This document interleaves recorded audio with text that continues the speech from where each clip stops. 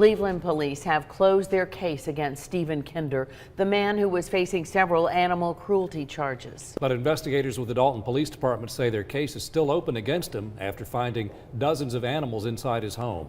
Kinder took his own life yesterday, and Channel 3's Joy Dukes tells us what investigators found inside his home. Joy. David, Cindy, Dalton police have rescued more than 30 animals from Stephen Kinder's home in Dalton. Kinder was facing 5 animal cruelty-related charges in Cleveland. The rescue was the result of a search of Kinder's home yesterday. With help from the Whitfield County Animal Shelter and a few officers on the force, those animals now have a new place to call home. It was pretty intense. The odor and just the living conditions that these animals were in. Lieutenant Matthew Locke with the Dalton Police Department says in his 23 years in law enforcement, he's never seen anything like what he witnessed inside the home of former animal trainer Stephen Kinder.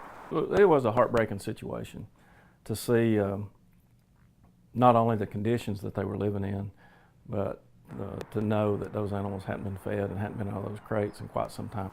Dozens of animals in horrible living conditions inside this Dalton residence.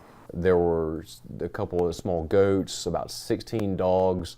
There were several turtles, 2 of which were still alive. There were snakes. Some of the animals found were dead when investigators arrived to search the home as a part of a second animal cruelty investigation into Kinder.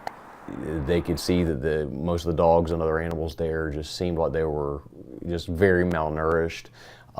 They were basically living in their own feces and waste. Some of the dogs had their fur matted with just waste. But Bruce Frazier with the Dalton Police Department says this sad story did have somewhat of a safe ending for the animals. The process of getting these animals to safety was pretty quick. With help from animal rescue groups and a few officers who volunteered to take some of the animals in. Officers like Lieutenant Locke, who adopted the 2 goats. And I said, hey, I can take them and I'll be more willing to take care of them. Another officer adopted the 2 turtles. The animals have been rescued. They've been taken out of a situation where they were in bad shape and in a bad place, and they've all been basically taken to safety, and we're very hopeful they're all going to be able to return to health.